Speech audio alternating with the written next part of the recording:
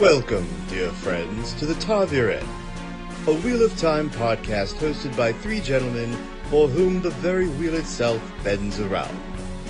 Without further ado, here are your hosts, Bill, Rob, and Rich. Welcome back, everybody. Welcome back to the Ta'viren, a Wheel of Time podcast. I am your host, Rob. And Silence. I'm going to be running this one solo today. As we know, Bill is on sabbatical. So as we await news of the newest addition to Bill's family, we wish him and his family a healthy baby, healthy mommy, healthy family, and a happy holidays.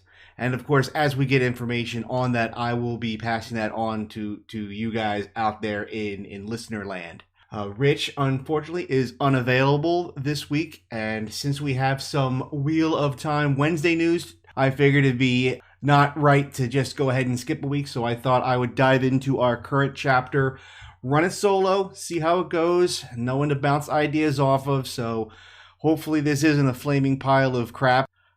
I hope I do well on my own, so bear with me. So this episode, we will be dealing with Chapter 34, The Last Village, the last stop before Caemlyn.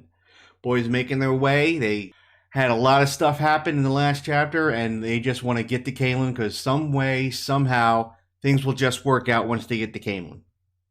So before we start there, normally we reserve this time to talk over any kind of iTunes or Apple Podcast reviews. We currently don't have any new reviews. As always, we request that you rate and review us, what we're doing okay, what we could do better. Always open to critiques and criticisms and anything to make this better. We're definitely down to talk about.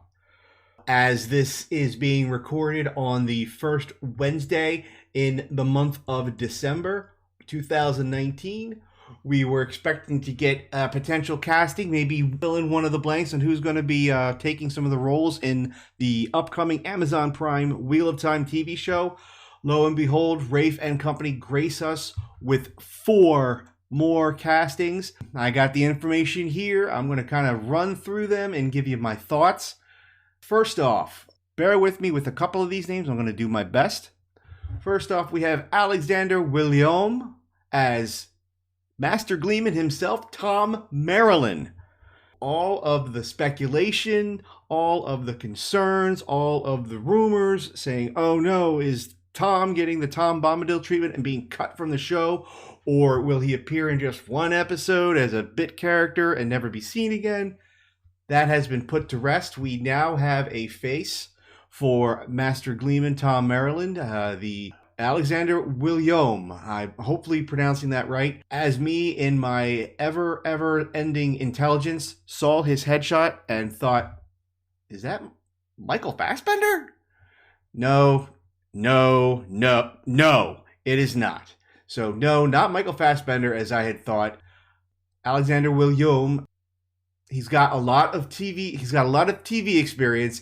He was in the most recent Tomb Raider movie, the one with Alicia Vikander. He played an unnamed lieutenant. I did not watch this most recent Tomb Raider movie.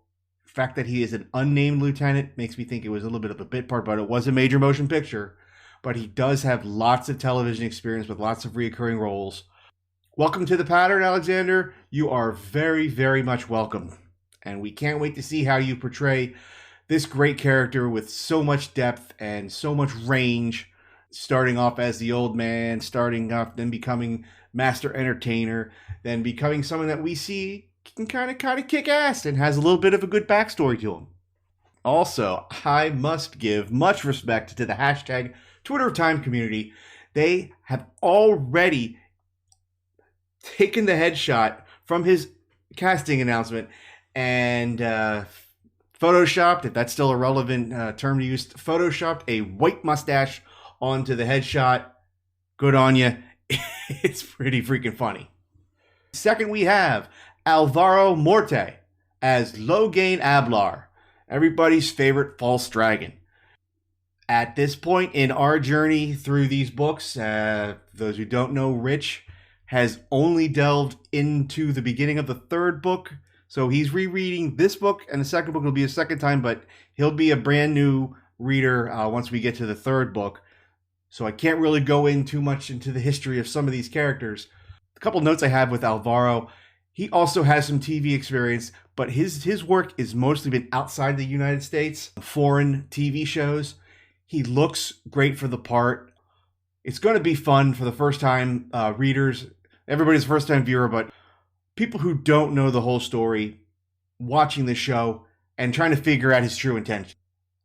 Similar to how Severus Snape was for me as a first time reader, battling, oh, he has to be good. Well, he has to be bad. He has to be good. He has to be bad. And not knowing the true intentions. And then watching the movie with my wife, knowing how Severus Snape's character arc ended and having her going through that same kind of back and forth banter watching the movie. So I think it's going to be really good to see how the general Wheel of Time television community takes to Logain. As you will find out, I'm pretty much A-okay with all of these castings.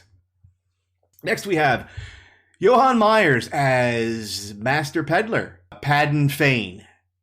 Now, this is the guy that I was trying to recall back from the reading video, the Wheel of Time's first reading video that came out a few months ago, where there was a random picture of a guy with a big smile on his face, looked like he's having a good time, and I kind of capitulated, maybe that's Tom.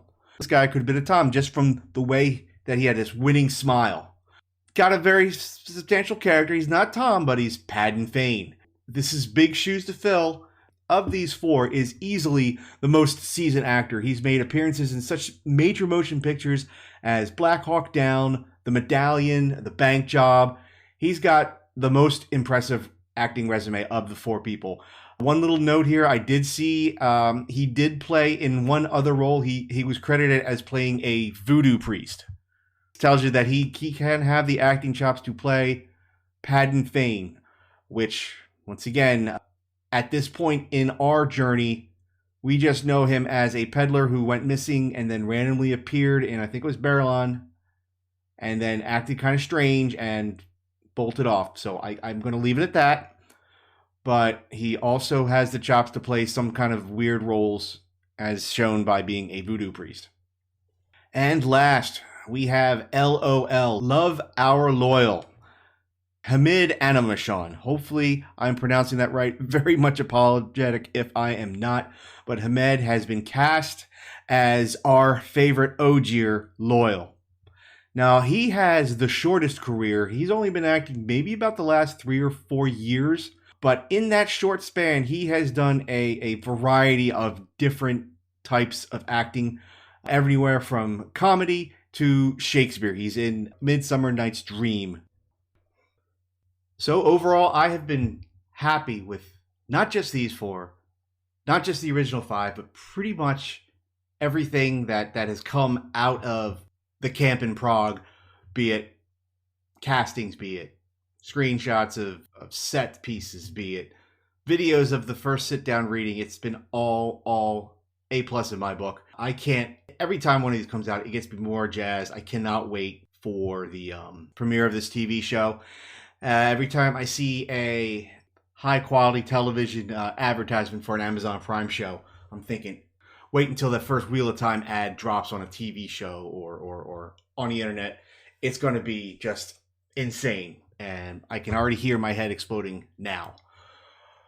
And I know that I am not alone. Everybody is so ready for the rest of the world to understand how insanely, epically awesome this story is. You got The Witcher coming out in a couple weeks on Netflix. You got the Lord of the Rings, Middle Earth saga coming out on Amazon. They're talking about now shooting the Game of Thrones prequels. It's all good. But Wheel of Time, I am so ready for the rest of the world just to say, oh my God, where has this been? I'm just geeking out. That will take us into our chapter discussion. We are at Chapter 34, The Last Village. As I mentioned, our two young Emmons fielders, Rand al'Thor and Mat Cauthon, make it to the outskirts of Carysford, the very last village west of Camelin. Last we left them, they were dropped off and told it's about a 2 days hike eastward. They've made their way. They are at the end of the road almost. They are just about there. As they come to the outskirts of the village, Rand is commenting, yeah, things seem normal enough. This could have been a farm outside of Emmonsfield. This could have been, anywhere in the Two Rivers. But they are so just jaded now. Dark Friends could be lurking around any corner. Just anywhere. They just can't help it. Like I said before, the despair is just creeping into these guys as me, as the reader. No rest. Just no matter where they go. As soon as they hit any kind of city, it's like a honing beacon. There they are. Go get them, boys. Incredible despair. So, as I got here, due to the combination of fatigue and not wanting to be detected, the boys find a haystack and camp in for the night. Matt's not happy about it, but he acquiesces. He realizes that they just are spent. They don't have enough energy to be chased anymore. That haystack looks good. We'll just crawl up in there, make ourselves a little bed, and sleep off the rest of the night. It was this was the chapter that kind of instilled a feeling of insurmountable odds. The boys are running into Dark Friends at seemingly every town, village they come to. At Carysford, they slept the night. They're still on the outskirts of town. And as they're coming to this last town, they both have this kind of, well, what happens now attitude. All right, Dark Friends, we're here. What shenanigans are in store for us today? What do we got to get out of today?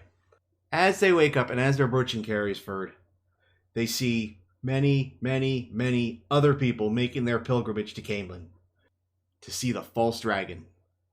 The aforementioned Loghain Ablar, Mr. Alvaro Morte, as it seems. They're hopeful that they can blend into the crowd better. So, before when they were walking along the Caemlyn Road, if they heard a wagon or if they heard non-threatening kind of noise coming to them, they'd be fine. But if they heard steady beat of horses or large groups of people coming, they bolted off to the sides and they wanted no parts of it. But now they're starting to think, well, there's more of a crowd. We know that the Dark One is looking for 2 boys of a certain age, but now it seems like every boy of that age is making their way to Caemlyn in hopes of seeing the false dragon before the queen. It's a once-in-a-lifetime epic thing, so everybody and their mom is trying to make it out there. The hope is hide in plain sight. As they're making their way along with these crowds of people, they pick up on a conversation between one of the local farmers and the Queen's Guard. And the local farmer's asking you, what the hell about this crowd? What am I supposed to do about this crowd? I got to bring my goods back and forth, and I got to deal with all these people. What am I supposed to do? What am I going to do about it? The guard's like, you know what? You got it easy here. You go by the city gates. You go see how many people I got to deal with at the city gates. We're literally bursting with people out of the gates. You go ahead. You take your farmer's card and you just go. Don't worry about it. As we learn, the closer they get to the city, the more jam-packed, the more congested, the more crammed full of people this big city is. And remember, as far as these boys know, Baerlon was a big city. Shadar Logoth was a big city in its day, apparently. These guys still haven't seen the big cities. They really aren't sure what to expect, except they're hearing that it's getting more populated by the minute.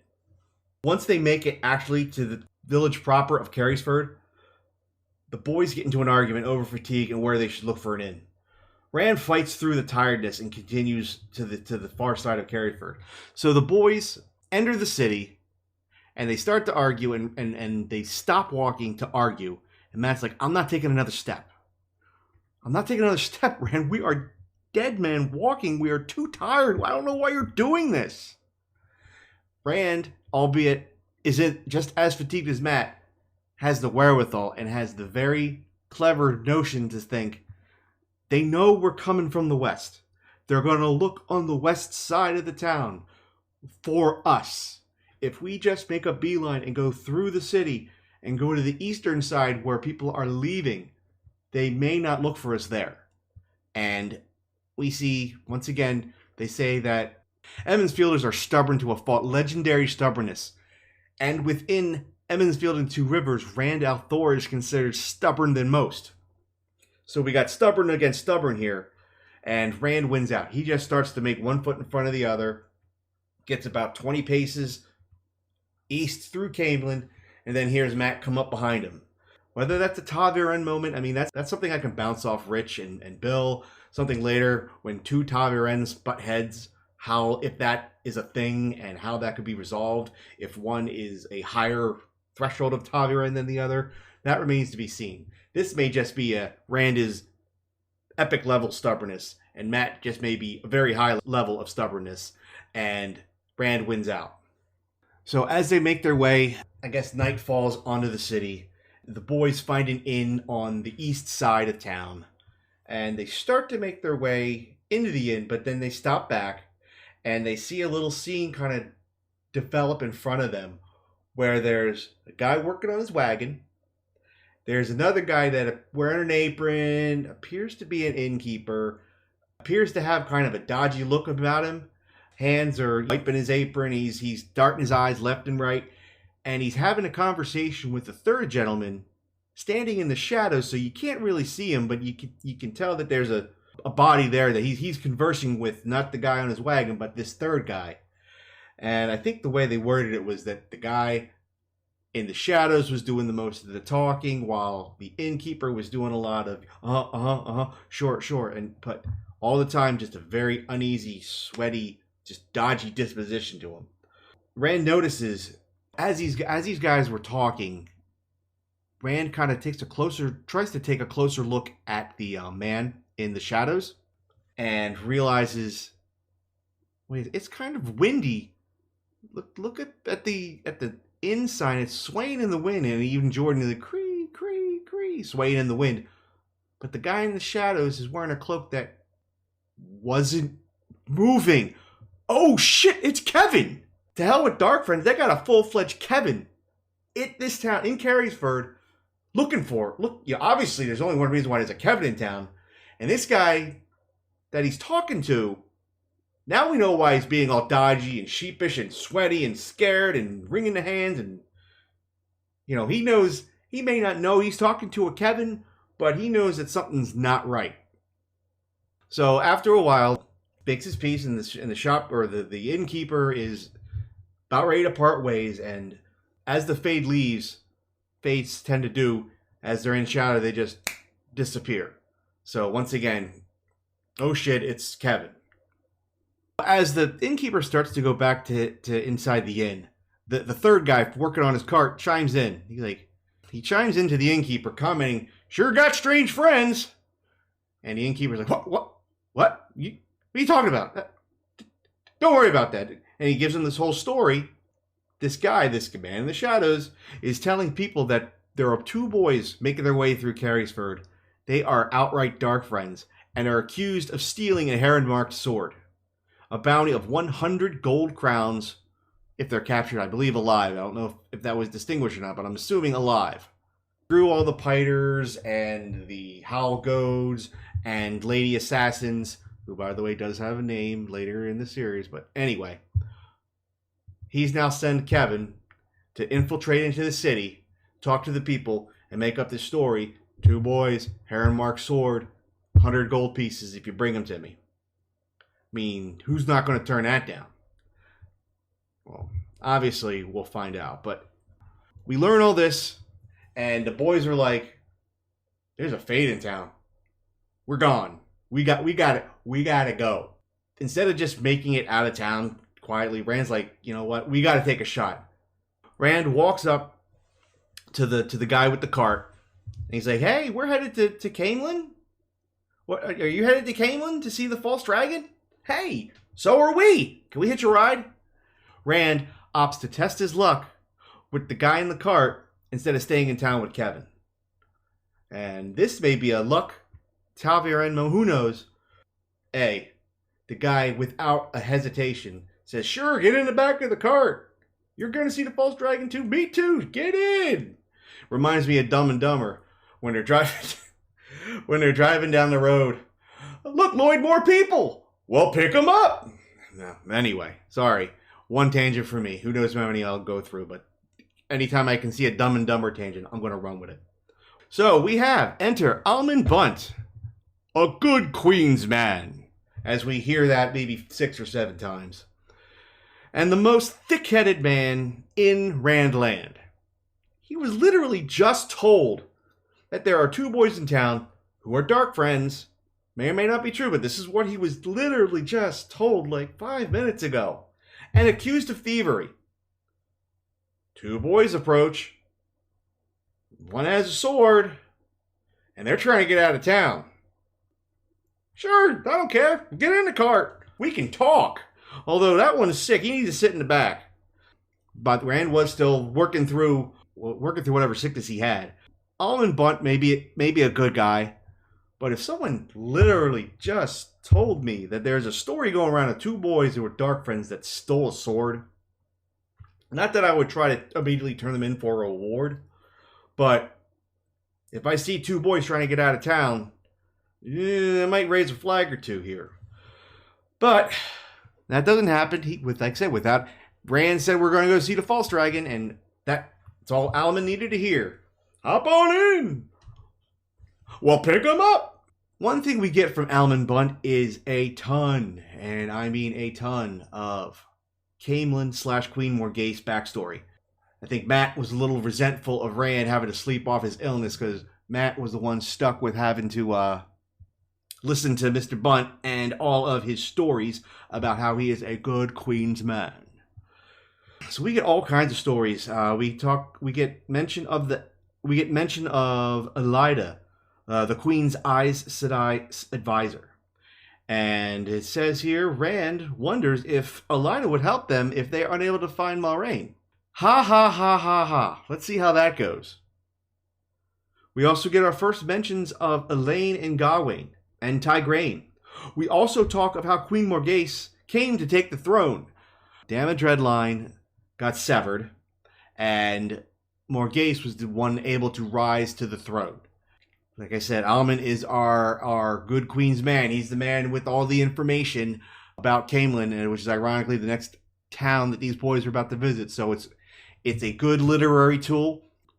Us as the reader obviously don't know anything. We've heard of Queen Morgase, the light illume her, but we don't really know anything of a backstory. We know there's a city with a queen, but Almond perfectly sets us up with a little bit of the backstory.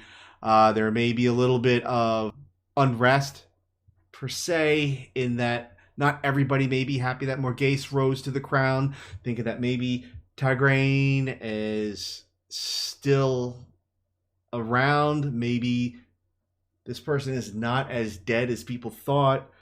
But then we get Elaine, Gawain, other names are dropped. We also find out that, like I said, this country was recently, just in lack of a better term, a Game of Thrones, having to decide who would take the monarchy. And of course, Morgase rose to that challenge.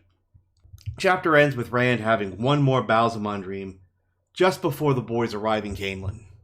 We also get some stories about Taringail Damodred.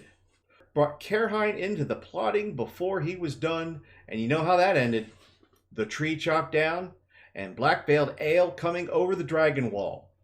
A little bit of foreshadowing, but I'll let Rich and other first-timers know this is a very important not foreshadow, but this isn't a spoiler because it's written right here in the chapter. It's a very important story device that the country of Caerhine, the country of Caerhine, chopped a very special tree down, and it caused the Isle to come over the dragon wall, causing a war of epic proportions.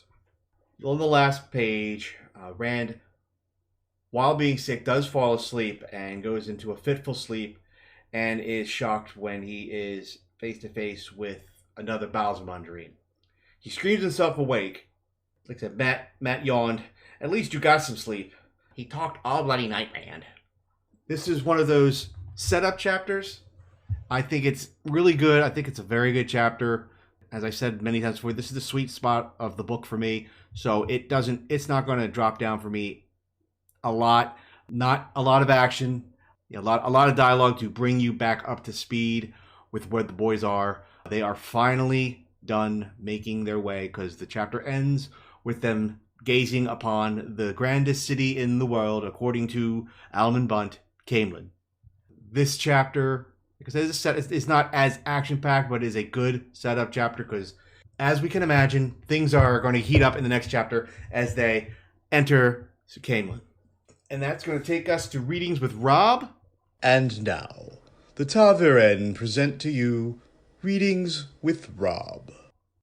Chapter 34, The Last Village.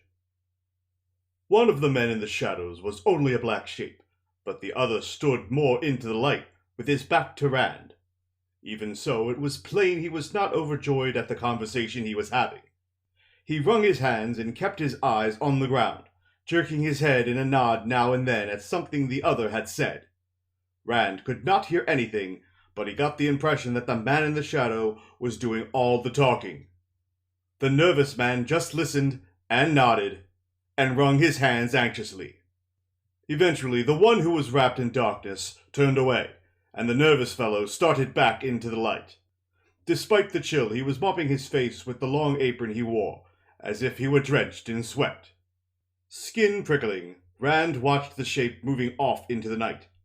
He did not know why, but his uneasiness seemed to follow that one. A vague tingling in the back of his neck, and the hair stirring on his arms as if he had suddenly realized something was sneaking up on him. With a quick shake of his head, he rubbed his arms briskly. "Getting as foolish as mad, aren't you?" At that moment, the form slipped by the edge of the light from a window, just on the brink of it, and Rand's skin crawled. The inn sign went scree, scree, scree in the wind, but the dark cloak never stirred. "Fade," he whispered, and Matt jerked to his feet as if he had shouted. "What?" He clamped a hand over Matt's mouth. "Softly." The dark shape was lost in the darkness. Where? It's gone now, I think. I hope. He took his hand away. The only sound Matt made was a long, indrawn breath. The nervous man was almost to the inn door. He stopped and smoothed down his apron, visibly composing himself before he went inside. "Strange friends you've got, Raymond Holdwain," the man by the cart said suddenly. It was an old man's voice, but strong. The speaker straightened, shaking his head. "Strange friends in the dock for an innkeeper." That was Readings with Rob. If there's a passage in an upcoming chapter you wish to have read on the podcast, simply tweet us at Ta'verenPod with your request. And that was Readings with Rob. So once again, if you want me to try any passage in any upcoming chapters, hit us up at the Discord, hit us up at Twitter, hit us up anywhere. We're all over the place. Discord is probably the quickest response you'll get from us, outside of Twitter, of course. Bill has advised us that even though he is on podcasting hiatus, he will be active on all social media platforms. So feel free to yell at him or congratulate him or ask him any questions about life in jolly old England.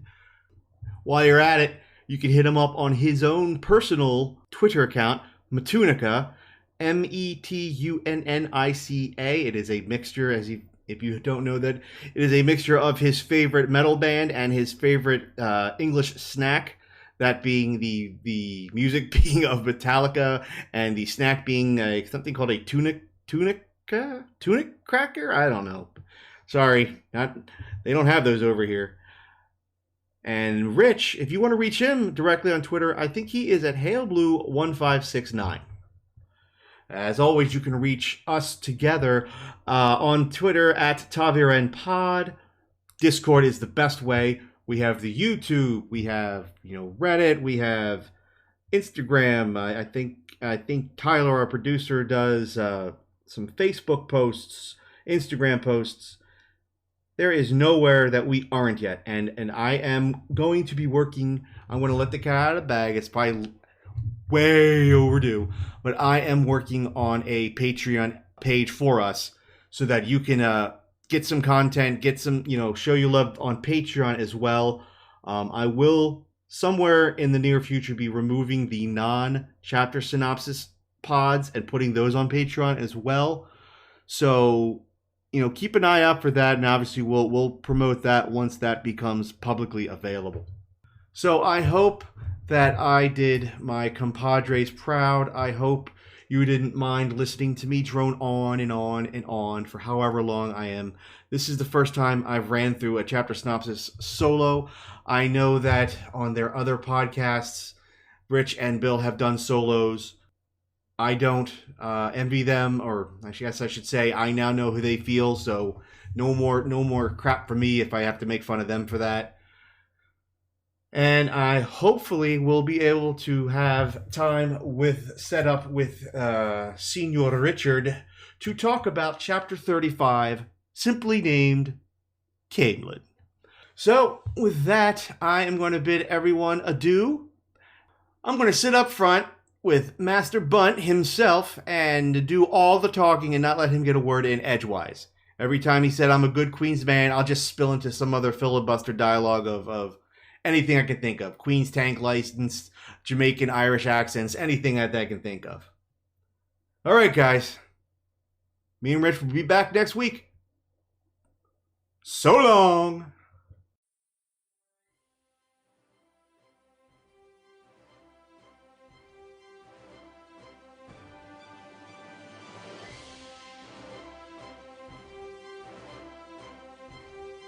Now that our heroic trio have left the familiar confines of the two rivers, they find themselves being chased by all sorts of denizens of the Dark One. Our party has been scattered, and the boys separated from Mograine and Lan. Let us hope that luck, or some other force, can keep them safe. Bill? Billiam! Put that dagger down! You have no idea where in creation that's been. No, Rich. I don't have an extra cloak with me. Maybe if you didn't ride your horse straight into the Arenelle, you wouldn't have this problem, For crying out loud, Robert, I know that girl from Berlon said weird things to you, but you shouldn't let it get under your skin so much. What are you, 11? You all remind me of a younger version of myself. Why, back in Watch Hill, I would...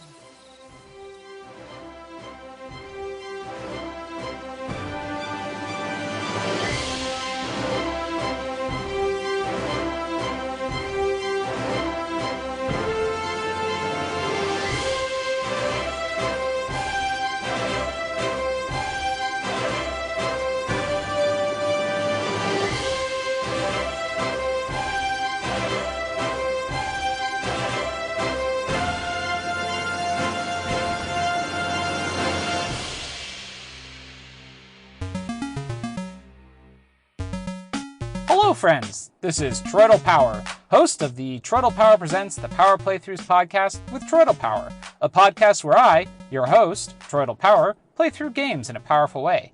And I'm inviting you to listen to Troidal Power Presents the Power Playthroughs podcast with Troidal Power, a podcast where I, your host, Troidal Power, play through games in a powerful way. You can find it and a lot of other weird shows at probablywork.com.